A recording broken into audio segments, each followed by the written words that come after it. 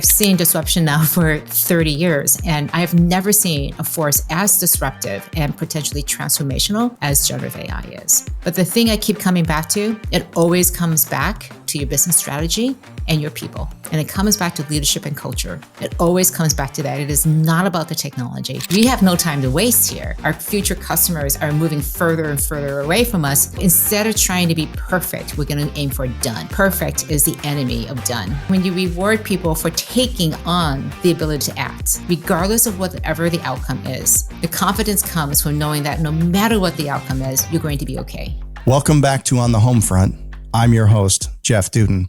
Today we have Charlene Li, an extraordinary guest whose insights and expertise have transformed the way we perceive leadership. She's a New York Times bestselling author, a keynote speaker, and a prominent thinker in the realm of technology and business. Her book, The Disruption Mindset, helps organizations innovate and serve future customers. Li has made disruptions her career calling card. Please join me in welcoming the brilliant Charlene Li. And if you like what you hear today, leave a like, comment, or subscribe to see all the content we have coming your way. If you have any questions regarding business, franchising, or just about the show, use the links in the description and we'll get right back to you. Thanks for listening. Hey, everybody, this is Jeff Dudan. Welcome to On the HomeFront. Today, we have an incredible influencer and the author of The Disruption Mindset, Charlene Li, with us today, who is a New York Times bestselling author multiple times over, and somebody who I'm really interested to spend time with today and learn how we can all build better, more innovative, disruptive companies and lives. Charlene, welcome. Thank you for having me.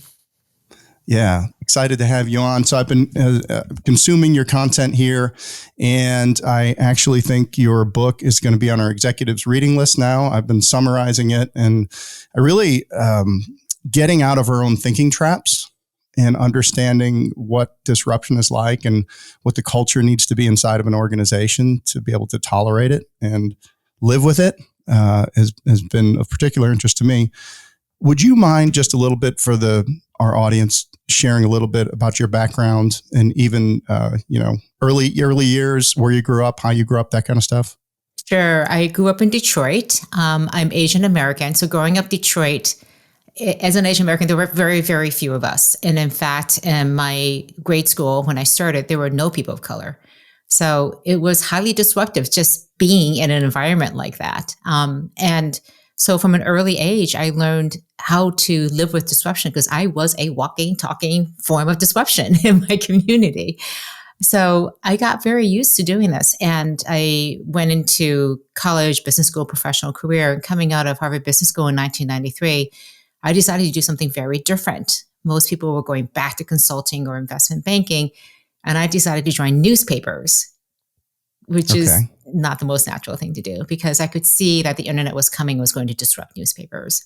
And I wanted to be in Silicon Valley at the middle of that disruption. And so I've made a career of looking at these new trends in technology and understanding how they will impact business and leadership. And I wrote my first book in 2008 while I was an analyst at Forrester Research on how companies can use this new technology called social media. And I just keep writing books about strategy and leadership and technology. I think Open Leadership was another book. Right. That was in 2010. And after I wrote my first book, people kept saying, okay, I get it. I need to be open and authentic and transparent. How open do I need to be? And that was a really good question I didn't have an answer to. So when I don't know the answer to things, I go and do research and a book sometimes pops out. So I wrote a book about how do you be open? I mean, systematically, strategically, be open. And how open? Because you can't be 100% open. So what are the ways to do that? 2007, 2008, there's been a little bit of disruption in technology since then with all of the companies that launched in 2007. Is there anything that, as an early someone who was studying that space early, is there anything that surprised you as to where we are here today in 2024? Actually, I've seen, again, I was early into the internet in 1993, 95. I covered the internet advertising that drove the dot-com boom. So that was my coverage. That was my beat. So I briefed a lot of companies that I just shook my head like, what is your business model here? And so when I look at these disruptions today, and people ask me, is this real? Are these new generative AI tools? Are they just a flash in the pan? Again, I've seen disruption now for 30 years, and I've never seen a force as disruptive and potentially transformational as generative AI is. And that's from watching a lot of technology and business strategy. But the thing I keep coming back to, it always comes back to your business strategy and your people. And it comes back to leadership and culture. It always comes back to that. It is not about the technology. It has everything to do with leadership and culture. About how successful. So the tools are just the tools, and then it's up to leadership to determine if we can disrupt our industry with these tools, or if our strategy is good as it is. Sometimes, I think you mentioned in your book, sometimes you've looked at all the options of disruptive activities, but we think we're on the right course. What led you to write the disruption mindset? Well, I've made disruption sort of my calling card of my career. And somebody asked me, again, a really good question. So how do you disrupt yourself? And there's a lot of work from Clay Christensen and some other great thinkers, like the Innovator's Dilemma, that basically said, if you're a large, successful organization, you cannot disrupt yourself. And yet I was seeing all these examples of companies who were doing this quite successfully. So I said, what's the secret sauce here? How do you do this? And typically the advice has been, take your innovation engine, stick it outside the mothership where they can grow unabated without any constraints. But the problem is bringing them back in to change the mothership was incredibly difficult. And so what I found in my research is that there's something that changes fundamentally in companies, that if you're going to transform and disrupt yourself, you have to strategically and intentionally do that. And it's incredibly difficult. But I found all these examples of companies that were doing this. And they weren't the usual suspects of like Facebook and Google or Amazon, because who can be those companies? It's like a university. It's an art museum. It is a nonprofit.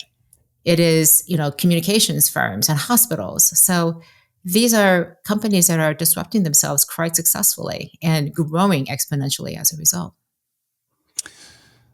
Most businesses start in a scrum. So are you suggesting that to innovate, many companies need to create that scrum, move it outside of the organization so that they are untethered from the daily ongoings and all of the head trash, the curse of knowledge, and all these things that are happening in the business of the business on the daily, and put a kind of a team outside to really take a more of a holistic look at the business, and then find a way to bring that back into the organization? Is that what you're suggesting? I actually think that's one approach, and it could work for most organizations. But what I've seen, it usually fails. And what happens is that team develops something beautiful and wonderful. It's really innovative. It's what the customers want in the future. The leadership from the core business comes and looks at that, cheers and applauds, gives them a standing ovation. And then the lights go on, and innovation theater has ended. They go back to the reality. So I call it innovation theater, because that's what it is. It's a lot of focus and lights and action. And it's really great and feels great, but you're not going to change anything that you do. And so my belief is that you've got to bring all of that change into the organization and start transforming and disrupting yourself. So it's really hard because you have your operations that you want to go and continue doing. And at the same time, you've got to change it. And we think about change as a negative thing. We think about order and creating order, because that's what we as leaders do. Actually, managers create order and maintain the status quo. Leaders, by definition, create change. And so if you want to lead, you have to be changing something. And the level of change determines how disruptive you're going to be. You say, this is the way we see things today. We see things being done differently in the future.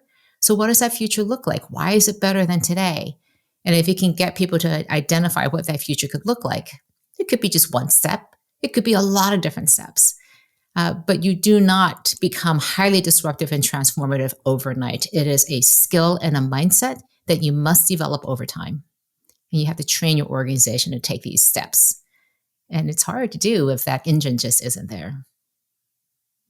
One thing that tech has done particularly well versus maybe other industries is creating future customers that didn't exist because the customers didn't know either what was possible or how they could use it, or that they even needed something like that. You speak to future customers in your work. How do companies identify who their future customers might be? Well, in the beginning, they're probably your existing customers. You just don't serve them very well. And so what I encourage people to do, go look at your unhappy customers, the ones who are complaining, the ones that you sort of on the fringes. They're not the core best customers that you love, who love you. They're the ones who like begrudgingly give you their business.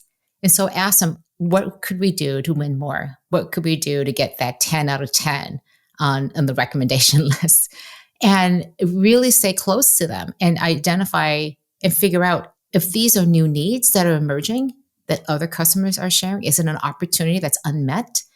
So it's knowing and talking to your customers constantly to identify these new opportunities. And as you grow your market, you get more comfortable with having other adjacencies and sometimes even taking huge leaps. But what I like to say is if you're very clear on who your future customers and everyone in the organization knows what that future model is, then people in the front lines can say, wait, I think I found one here. They shoot up a flare literally inside the company and say, everyone come around. We have a future customer here. Let's listen. Let's learn from them. Or they can identify these needs that may not be heard, but the hierarchies are broken down. The communications are broken down so that we can actually collaborate and identify this. So the information from the front lines gets up to the executives who actually can make decisions to go in these strategic directions. And before, you couldn't do that. You just didn't have that connective tissue. And that's what's really different now than what it was 10, 15 years ago. We actually have these communication tools that shrinks down the organization and allows us to be much more connected to the front lines and to our customers. Have you worked with a client who was in a situation where they realized that their current customers were going to be obsolete and they were forced to find new future customers? And how do they go about it? Yeah, I'll give you, an oil company, very traditional customers, and they Cooking know that oil, the market what is kind changing. of oil are we talking here? Oil, just processed Body oil? Oh, just oil. No, oil. engine oil, gas. Okay, got it. Exactly. So they knew that the market was changing. And the way they characterize is that we traditionally have pulled stuff out of the ground and find markets to sell it to. Now we have to switch our mindset to say, what does a market want in alternative oils and green oils and non-carbon oils? How do we develop these new things and then make them? It is a completely different mindset. And my work with them was they knew strategically what they needed to do, but culturally and as leadership, they didn't know how to do this. And if you've been around any oil refinery manufacturing or delivery, safety is a major issue. And so their thinking was, for 30 years now, you've told me I'm successful as a leader when nothing goes wrong and nobody gets killed. That's now right. You're telling me break things, fail fast and break things. I'm like, that doesn't compute. So what's the model for this? And again, when you focus on customers, it takes it out of that internal focus, like what are we doing versus what is it our customers want? And you become very, very focused on what is it that they need, attuning to them, and then changing the things internally because of your desire to meet the needs of these future customers. Just by definition, successful companies are companies that hit their forecast, top line and bottom line. They, from a very little variance from a Six Sigma perspective. So they're efficient, they're effective, they deliver not early, not late, but right on time. So these are the types of companies that get rewarded for lack of variation, which could imply lack of variation. How difficult is it sometimes? I mean, sometimes a new broom sweeps clean. When your companies are going through this transformation, do they, how deep do they have to go in changing people, process, technologies to be able to really unlock something new? So my business coach for 9 years was the president of Husqvarna North America for 18 years. And he took them from 29 million in sales in North America to $530 million in sales through a dealership network. And what he shared with me was that at every $100 million of growth, that they needed to take all of their assets and put them out on the curb and only bring the things back into the building that were going to get them to that next $100 million worth of growth.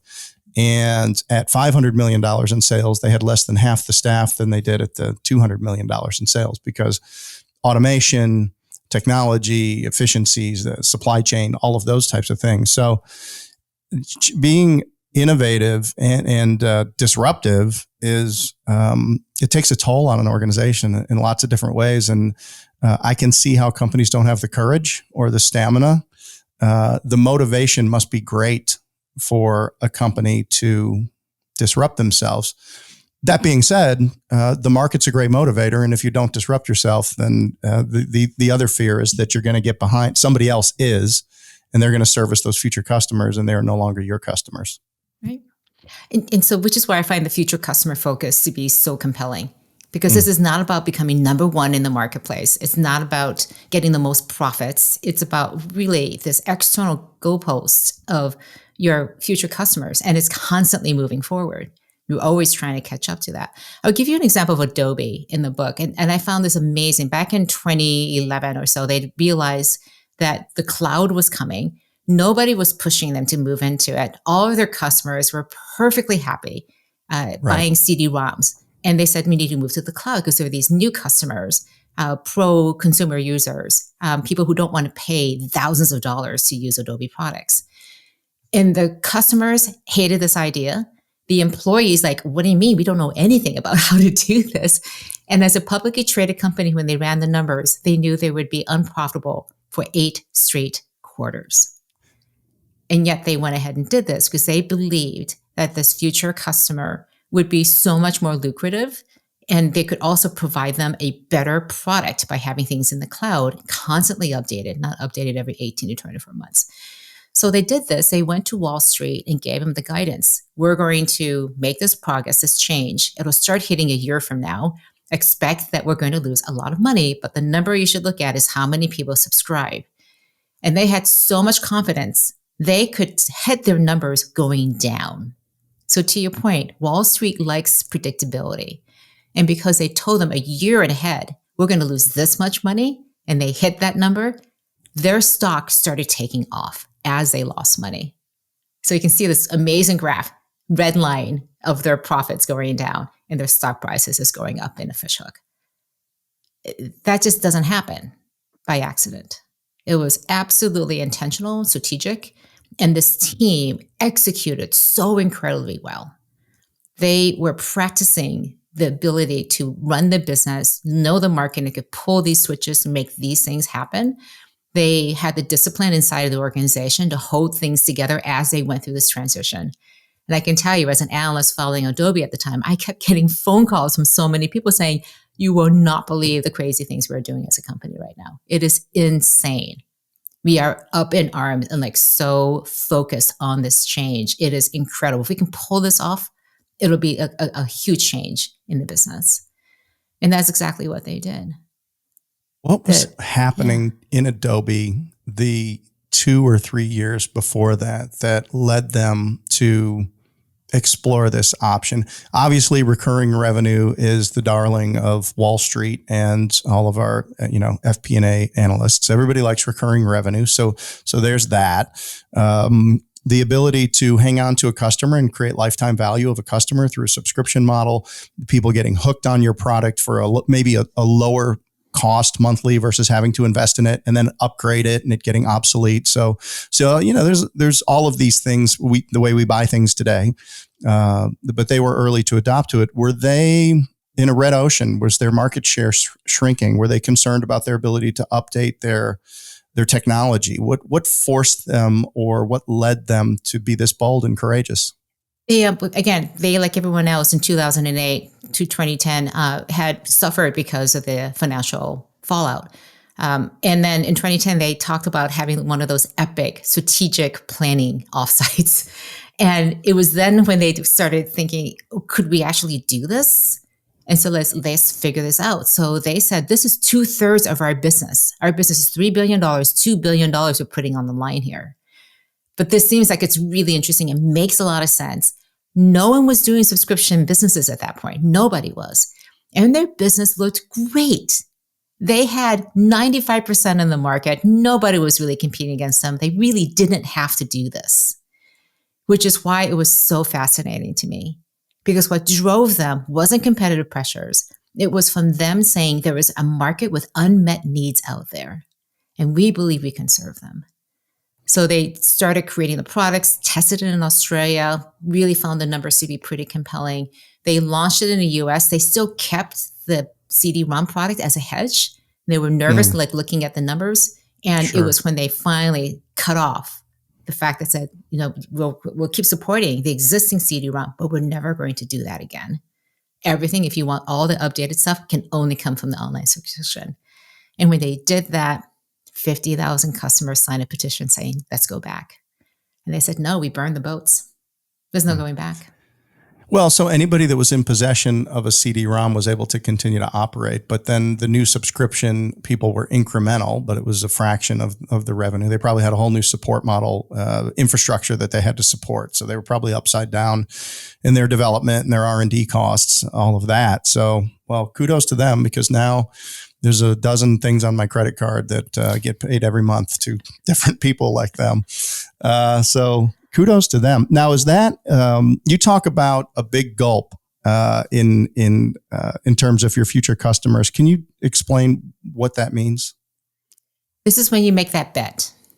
When Adobe literally stood around the executive room, they were literally holding hands with each other, looking each other in the eye, going, "We're going to do this, right? This is our big gulp moment." All right, so big lump in your throat. That's what you mean. Big lump in your throat. If this doesn't work, we're all out of a job. And yeah, I mean, like, you're betting things, right? And people are so reluctant to make big bets, to take that big gulp, to step over that line. Because what if we're wrong? Well, this is why you have contingency plans. This is why you do scenario planning. This is why you have lots of different options there to mitigate the risks. So this takes practice to take those big gulps. You take little gulps along the way, and you don't necessarily do nothing and then one day make a big gulp. You just won't be able to do it. But when that moment comes, can you make that decision? Can you take that big gulp? And this is, again, if you're choosing to go in, but also when things are coming at you, when disruption is coming at you and you must take that big gulp, make that decision, will you be able to make the decision? Or will you be frozen and unable to decide? So this is almost insurance to say that if you can handle disruption that you create, when disruption is coming from the outside, you'll be in golden position. You'll know exactly how to deal with that. You and your entire organization will be geared toward being able to handle these kinds of situations.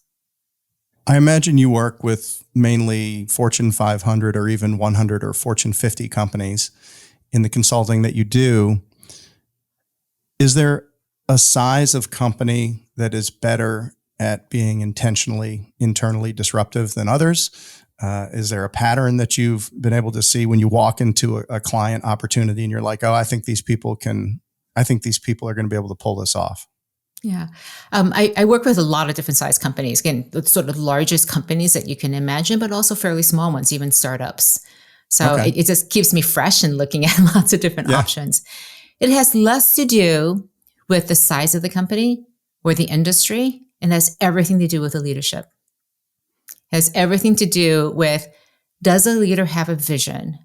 Do they have the determination to stick with it? Because it's great to have growth plans, but the reason why growth plans are so difficult is you run into a wall at some point. And that wall, it just hits you in the face. You're like, okay, I did not anticipate this. What do we do about it now? And the resilience of your leadership and your team, the culture that you have built up to say, what do we do when we fall into that wall? When we run smack into it? Because it will inevitably be there. And the companies who are not prepared for that, they're just like, yeah, we're just going to grow. But they don't anticipate these obstacles. They haven't prepared themselves for this journey. It's like, I go to Burning Man and you prepare and you prepare. You bring water, you bring food, and you're prepared for anything that could go wrong, including showers and mudstorms. How many years have you gone to that? I've just gone for 3 years, and I'm just complete, 3. That's pretty good. So I'm a complete addict to it. But I love the disruption that it causes and the way, the perspectives I see. But it's the same thing when you go on a disruption journey, you have to be prepared. You've got to know that your organization is strong, resilient, and be able to compensate when things don't work out well. So it is not a pretty picture. I think of it as a very messy process. And when you're in that messy middle, that liminal space, you've left the safety of what you've known, but you haven't arrived at where you want to be yet. That is an incredibly frustrating, but also invigorating space because you're no longer constrained by either the past and the future. And you can be incredibly creative. You can look around and say, how we can do anything we want. What are the constraints that we want to put on ourselves? And I do think constraints are extremely important for people to know this is the direction we're heading in, not north, south, but we're going in this direction. We're going east. Like, what is that direction? And when people go off that path, herd them back in. So I like to say that organizations should be able to answer 3 questions. Every person in your company should be able to answer 3 questions. Who is our future customer? Where are we headed? What's our vision for the future? The second question is, what's our strategy to get there from where we are today to that future? And the third question, each person should be able to say, this is my contribution to making that strategy a success. How am I going to execute? What am I doing every day to make that strategy successful so we can reach that future and serve that future customer? We call it alignment. We call it, communications. It is something that leaders don't do enough. We think we say it once and everybody knows it. And I like what the CEO of LinkedIn, Jeff Weiner, would always go in and say, I'm Jeff Weiner, I'm the CEO of LinkedIn. Our purpose is to connect the world's professionals. And he would bring up a value or a strategic asset that they were looking at. And then someone said, you do this all the time. When are you going to stop doing it? And he said something very wise. He said, I will stop doing it when people stop looking surprised. Oh, that's brilliant. So I have a mug here, and it says, speak a bold future into existence. And that's kind of my catchphrase.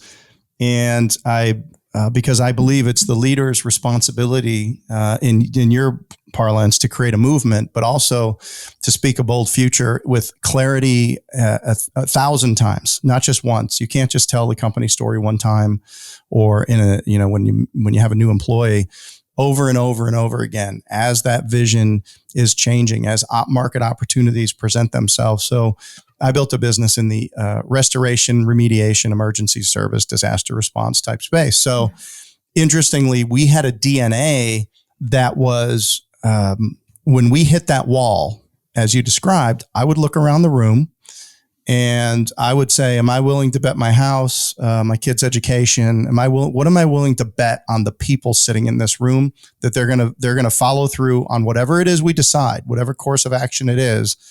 And sometimes it was a drastic play that we needed to make.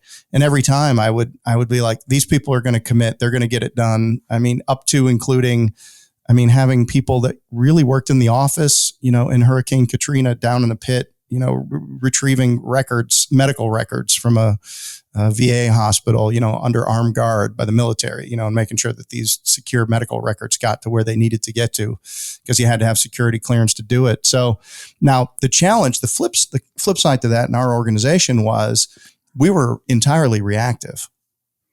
Like we were like firemen. So something would happen and there was nobody better. Like we would leap into action. We knew where our stuff was, but then we would get back and just like firemen, we'd clean our stuff. We'd set it back up. We'd, do the business of the business. Somebody would be there making dinner. No. And then we would, but we struggled, I think, a little bit to innovate, to think about future customers because, so on one hand, we had that, responsiveness, reactiveness, the resilience. It was very addicting to be helping people in the way that we helped people, and the complication of trucking to the Caribbean or, halfway across the country to set up in a disaster zone with no power, no water, all of that. It was an exhilarating thing, and when done well, it was something worth celebrating. But we probably didn't have that disruption mindset. We're working in a very red ocean with lots of competition, and just kind of scratching it out. So I wonder if something would have happened to us where we needed to make a material shift in the way that we did business, acquired customers, how effective could we have really been at that? Well, I think, again, I came out of a business myself where it was highly competitive as an analyst. And again, these giant billion-dollar companies, hundreds of million-dollar companies like Gartner and Forrester and IDC. And I was starting a tiny little firm. It was 4 of us. Like, how do we compete?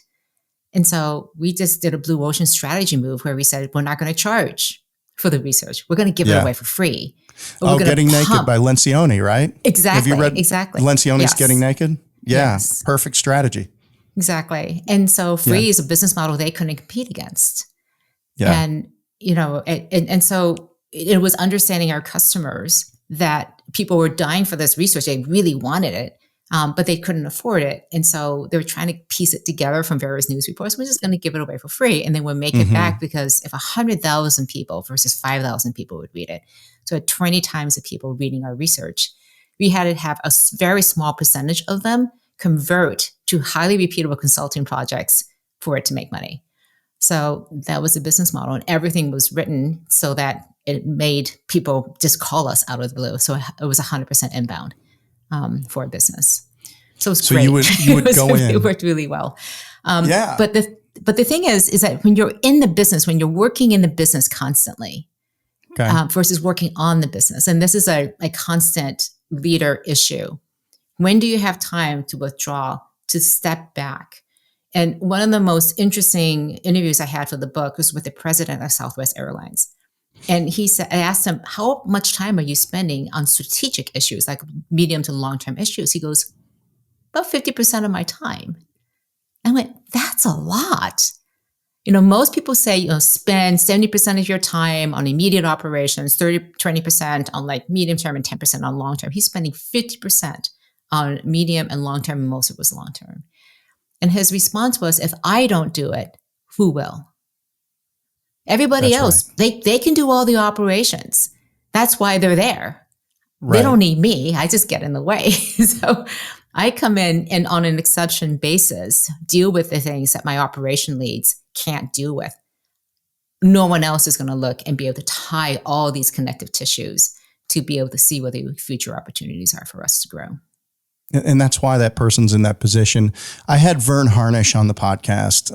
We're a scaling up company here, and Vern was great. And he came on and he said, our biggest recommendation today to executives is that for 4 to 6 hours a week, that they find a studio or somewhere to go that's just them. That nobody can get to them, and you have whiteboards and you have paper or whatever your preferred methodology is, and just to get turn off everything and just think about your business. That will give you more clear thinking and more clear. All of your insights and directions are going to come out of that time. And I've started doing that as well. Okay, not every week, but I'm doing it, and I have to tell you, it's the most. I come out of there energized. I feel like the daily grind of the business is kind of not wearing on me anymore, and you really think optimistically about the future, the people that are around you in the business. So I see that, and again, if I'm not doing it, and if everybody's punching their cogs out here, whatever it is that we do. They could be working on solving the wrong problem. Their ladder could be up against the wrong building. So somebody has to have an idea. And I also think that, getting out into industry, getting out, like you had said, speaking to customers, spending time out in the field. We're shooting a television show with our franchisees. So it's called Heroes on the HomeFront. And, every month we're going out and spending a day with a franchisee and their family, and we're shooting, and just really, the things that come out of that, the ideas that come out of that, what do these people really need to be successful? Is very, very meaningful. So, I worked with a client, Home Depot, for a little while. And the amazing thing, you couldn't find any executives in the home office on Thursday afternoons, because every single person takes off Thursday afternoon to go work in a store. And they have an assigned store they go to every single week. They put on an apron and they're serving customers, or they're stocking the shelves, and they're out there talking to employees and talking to their customers. And it's a requirement that everybody in the home office, executives home office, do this. And they were assigned a story to go out there and do it. So it's again, the thing that we don't do enough unless you do it with intentionality. So staying close to your customers, understanding what's going on, that visual connection can't be substituted. You can't hear it from people coming up the hierarchy. You have to experience it yourself. I'd like to move on to culture. I know you really have three, define your future customer. Leaders need to create a movement. And then there's all this great work around culture. And I think some really unique thinking around it.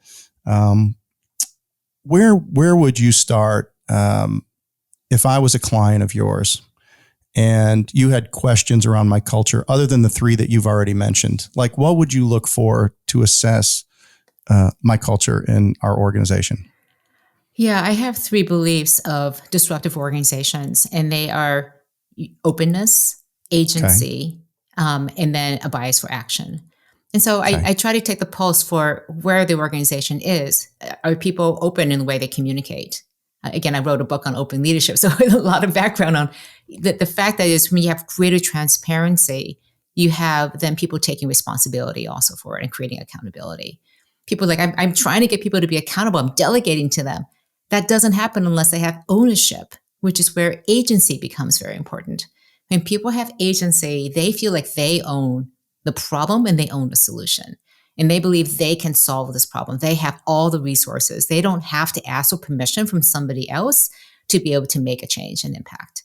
And the third, bias for action, says, we have no time to waste here. Our future customers are moving further and further away from us. So instead of trying to be perfect, we're going to aim for done. Perfect is the enemy of done.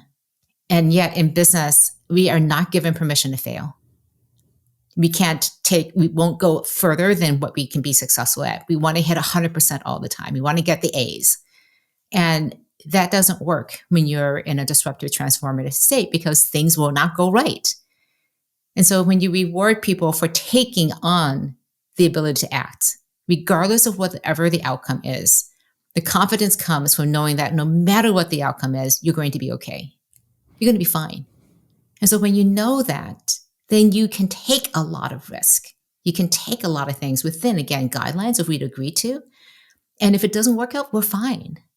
Thank you for taking that risk because we would know so much more than we have now.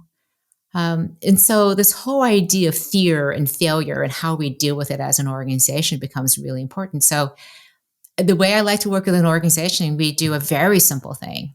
We get people together in groups, if we're in person or again online and with virtual whiteboards, and we take sticky notes and we write down the beliefs that are holding us back.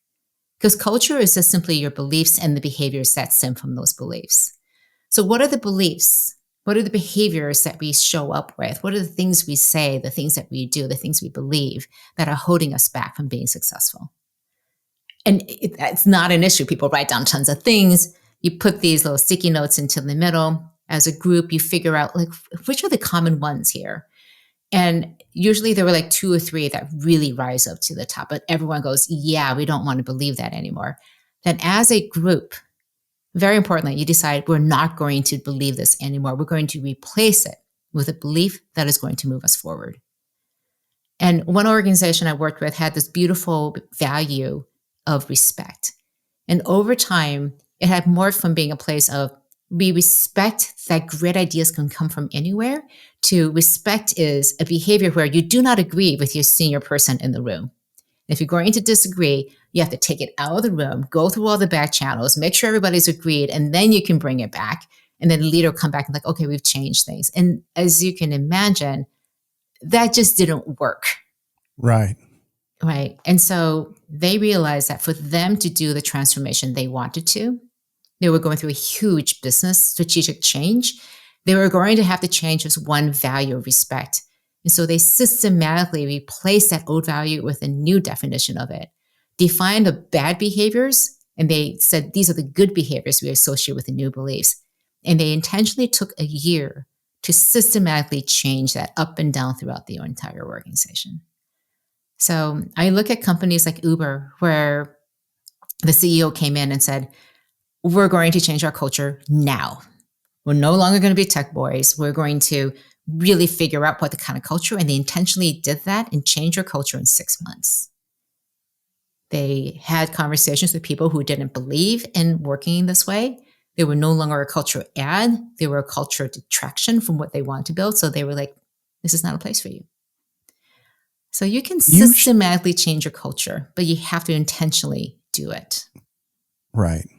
What would be an example of openness inside of a culture? Is that being collegial? Is that being doors open? Is that the Ray Dalio thing where, radical transparency, where everybody's rating what everybody's saying on this big board as it's going along? Like what does an open culture look and feel like? The open culture is when there's tremendous trust in the organization. And so people will speak the truth. They will speak the truth. They feel like they have the safety, they have the psychological safety to be able to speak the truth and know that the consequences will not come down on them individually and that the truth will be welcome. One of the interviews I had was with the chairman of Nokia, and he had a saying, no news is good news. I'm sorry, bad news is good news. Like if you have bad news, tell us so we can fix it. No news is bad news. So if I'm hearing nothing from people, like what's going on, that's not good. Trust isn't there. People aren't telling me what's really going on. And good news is no news. In other words, good news, it's great. Okay, this is what we expected to happen. That's fantastic, but it's not really news that we have to deal with. It's just what we expected. So the fact that he would welcome bad news, like you've got to bring it forward. And people hate being the messenger because they're afraid they're going to be the ones who get shot. So when you can make it safe, when people can trust that they can bring things forward, Amazon has this beautiful leadership principle that is disagree and commit. That means we can strenuously disagree with each other. I have so much respect for you that I'm going to tell you the ultimate truth, what I think the situation is, and I'm going to really fight for my place, for my position. And yet when that decision is made, I'm going to be 100% committed to that decision, regardless of whether it's my idea or not. Like truly committed. No sandbagging. No, well, it wasn't my idea. I'm not going to help his idea or her idea become successful because I don't think it's the right direction. No, you're 100% committed to that. Therefore, if it succeeds, it's because it was the right idea and we put everything against it. But if it doesn't succeed, then it was the wrong idea, even though we put everything against it. And we'll know so much more. And then we can go on to plan B, which might be your idea. But you won't know this until you're 100% committed. So this ability to disagree and still maintain strong relationships is an incredibly difficult thing to do. Think about just in our personal relationships, how hard it is sometimes to tell somebody, to give them feedback that you know is going to help them, it's going to help your relationship, but it's hard because you want to be nice to them. And you realize I'm not being nice to them if I'm just not transparent and honest and do so and tell them in the most caring way possible. So disagreeing, giving feedback that's constructive, being open and having those strong relationships that allow you to do this is a really important foundational thing to all of your culture. One thing I stumbled across in the book, which is of particular interest to me, is this concept of lore, and it falls within your culture operating model, your structure, your process, and then your lore. But it's something that I talk about a lot. I've got infographics about. I've got in my book, I have an infographic that talks about rituals and routines. But you say that the lore is the soul of an organization, and it lives in its rituals, in its symbols, and in its stories. And that is, I've been preaching that exact, almost verbatim message in my companies for the last, 10 or 15 years, because, and I think I got it from Herb Kelleher, the Nuts book. I think I got it from Southwest, where he said an organization's culture is an organization's memory, and it lives in the stories, or something like that. And when I do initial training, whenever I do a training, sometimes I'll train groups of people, And it is just full of stories that share the examples. If you got to water what you want to grow. So I'm sharing stories that exemplify the behaviors that make you a hero within this organization, this industry, this network, or whatever it is. How did you, first, you incorporate that as a big part of your model. Can you speak a little bit to that and how you developed your thoughts on lore? Sure. Again, the three parts of the operating model were structure and process and then lore. Structure and process are things you can write down. It's visible to everybody. And so you can communicate that fairly easily, centrally. It's like, here's a decision and you go. But the softer side of culture, this lore, it's not written down. And it's also shared. It's created over time. And it's probably the most powerful way that we create culture. And it's probably the least intentionally used aspects of these levers that you can pull. We just don't intentionally create stories and rituals and symbols that can really reinforce these things. So that company I was talking about the respect, they started changing the stories. They went back to their founder, found all these really rich stories about how he exemplified and used the value of respect in the original way it was meant. They went through rituals about how they would hold meetings to make sure everyone's voice was heard, and in particular, to look for dissenting ways to do this. So they had different ways of using these operating systems to pull the lever to make respect, to retune what respect meant. So I think the best way to think about these things is they are all narratives that you are building. And it allows each person to build their own meaning, their own stories on top of that narrative. Because it's, again, respecting this belief of agency that everyone can understand where this comes from and that they have the ability to act, but they need that foundational understanding. So the best strategies are ones that are stories, where you are telling, this is the journey, we're beginning here, this is the battles we will fight, the obstacles we will overcome, how we are going to win against the competition and really save the customers and serve them. And this is where we're going to end up in this glory in the future. So when people can remember that story, they make it their own. They add their own embellishments to it. They become engrossed in that story. They want to be a part of that story because it's so compelling. So stories become very, very important because it's part of that creating of a movement. Because it's no longer my boss's story or the board's story, it's my story too as well. We use some assessment tools, and there's all different types of personalities and work styles and characteristics that go with these different profiles of people that are good fits for good jobs. So remembering details, engineer type people might remember certain details really, really well. Other people might remember numbers, finance things really well, but universally, everybody remembers stories. We're tribal people, so we communicate.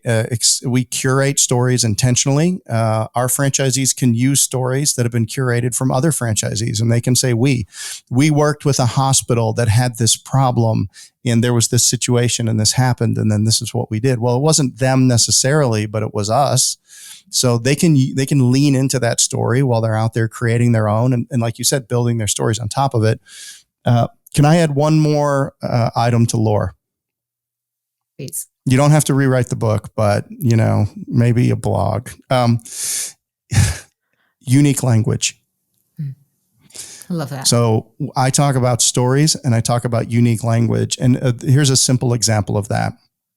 We started this podcast maybe last April or last May, and it was a project, and we had several people working off the side of their desks. And it was, is it going to work? You have to commit to something like this for a long time.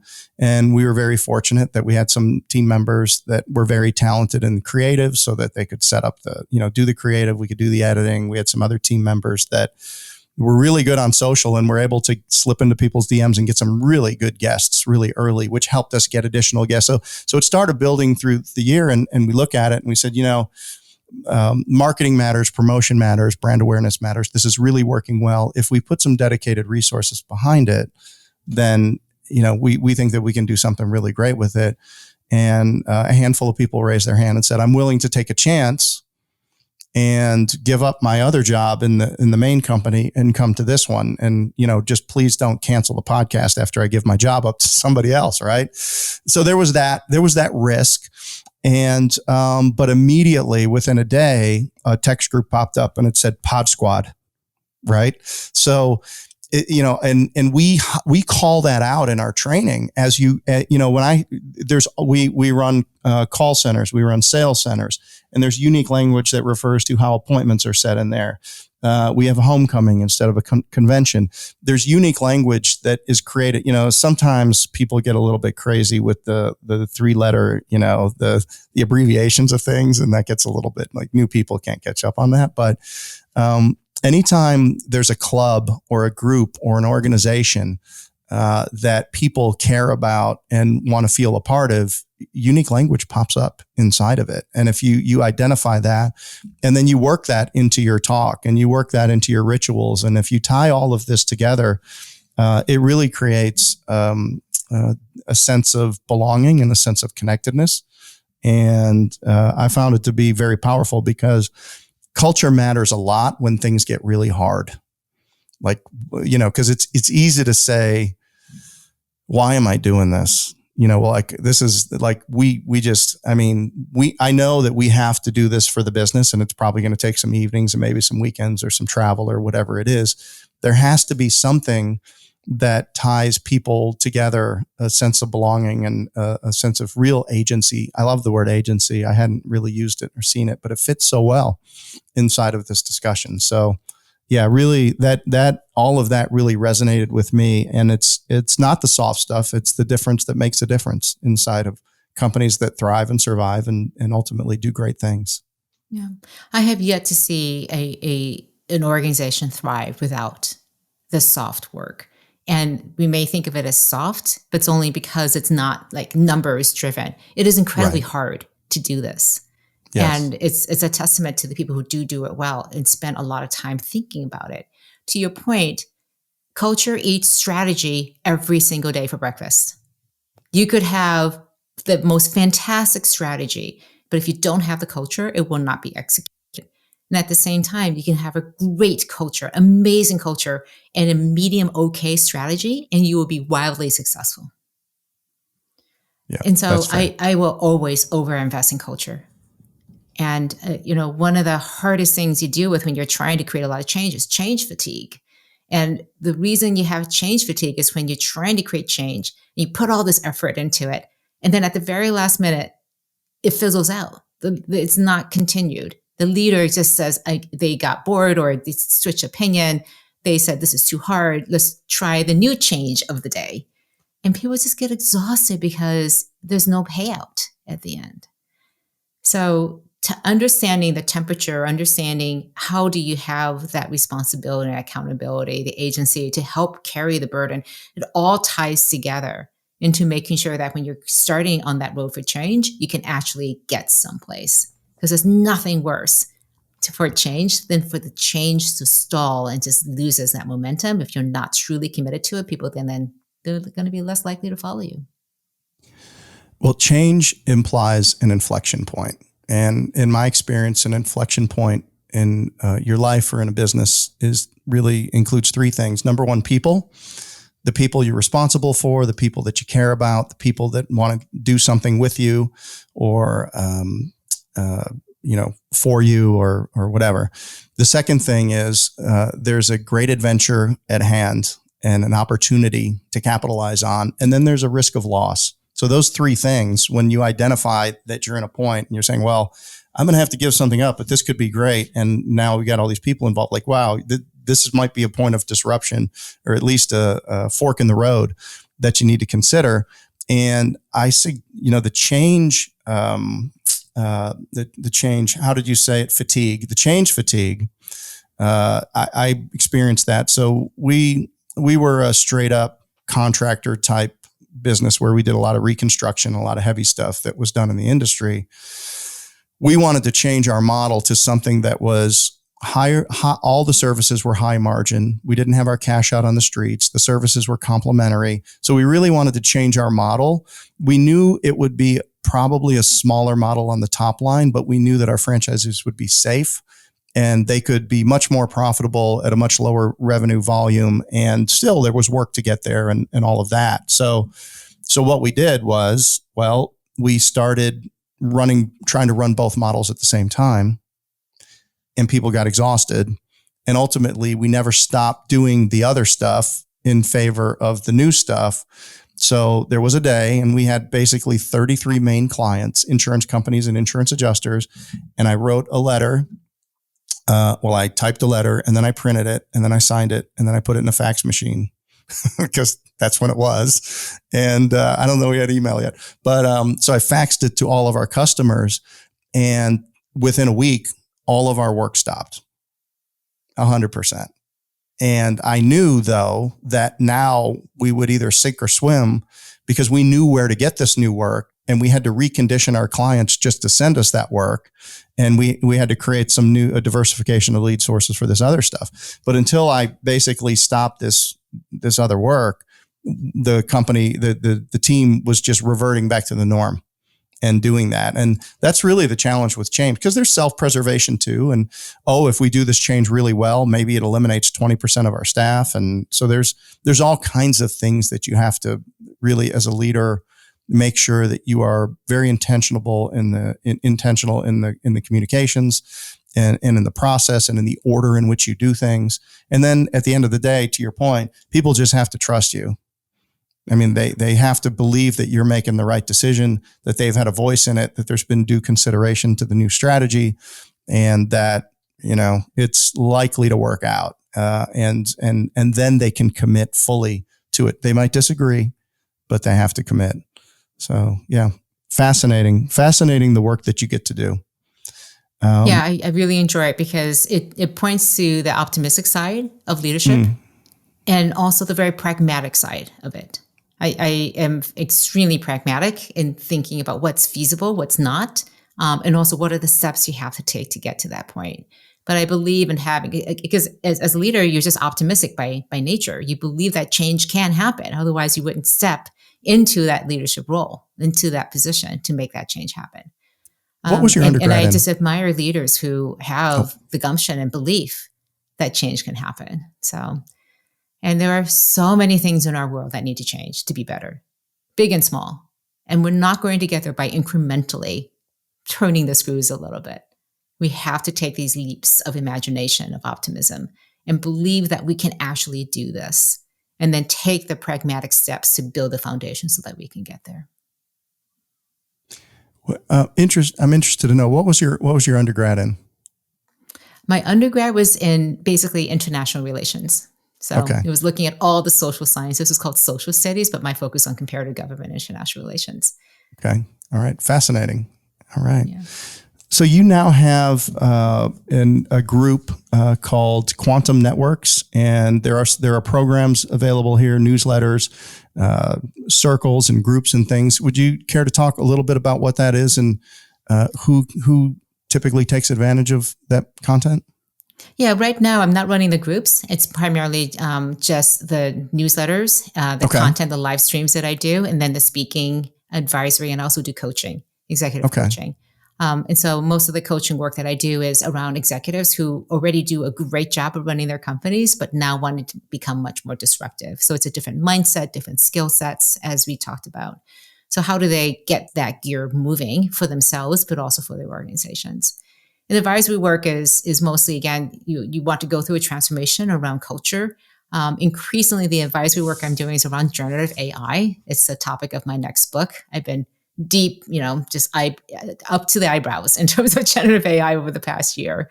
And that's what I'm working on right now, is a book on that called Winning with Generative AI. And it's a 90-day plan and a blueprint of how to create your generative AI strategy. So beginning to end, nuts and bolts, you'll walk out of it in about 3 months with a full-blown plan that will include execution plans for the next 18 months, 6 quarters. Oh, that's a lot of value in a book.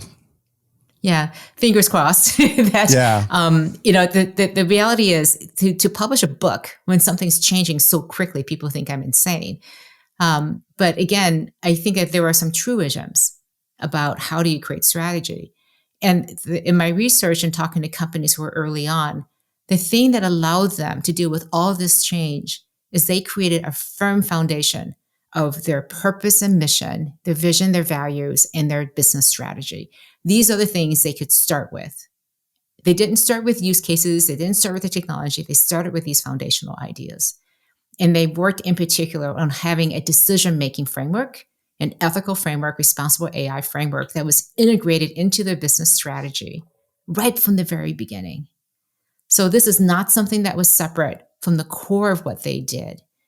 And the other really interesting thing is they looked at it very strategically and treated it like a transformational force. So the top people in the company, the CEO, the C-suite, the board was engaged with this. It was not treated as a technology that was shunted over to the IT department to figure out. They treated it like a transformational force that it is. And as a result, their strategy really talks about how do they build competitive advantage, how do they protect it, and how are the business opportunities also changing, evolving with this view of the future customer. I think it's going to be high value because you have access to these early adopters and the people that are really driving dynamic change in their organization. And then the majority that's going to follow, people like me that want to see, how did it help these other companies? I think, and then giving them the plans. I think it's perfectly timed and very appropriate for you to do. And I'm looking forward to get my copy. When's it going to come out? We're targeting end of April at this point. Okay, so that'll be Charlene Li, Winning with Generative AI, coming out in April, and we will. Now, I'm not going to wait until then to start our transformation, but I'll let you speak into our journey at that point in time. So, Charlene, this has been great having you on here today. I really appreciate your time. I've learned a lot, and I really respect your work. It resonates with me a great deal, and we will be incorporating some of it into our company very, very soon here. Final question for you. If you had one sentence to make an impact in someone else's life, what might that be? Make disruption and change a part of your everyday. Even my marriage. Even more so. Because I made it a goal of mine to have an adventure every day. Okay. And I did this a couple of years ago. I saw a woman with a tattoo that said adventure. And I go, why do you have that? And she said, I've traveled all around the world and I have to be home here now. It happened to be in Austin for a conference called South by Southwest. She goes, I have to be home. This is a reminder to me that I can have an adventure every day. Just simply sitting even with myself, I can have an adventure. I love it. And it serves me so well to be curious, to look for ways to learn, to have to disrupt, to change, to just appreciate how much is still unknown in the world. And it helped me so much during COVID when we were just, these four walls are shrinking in almost us. I was like, how can I have adventure today? What can I do to keep things fresh?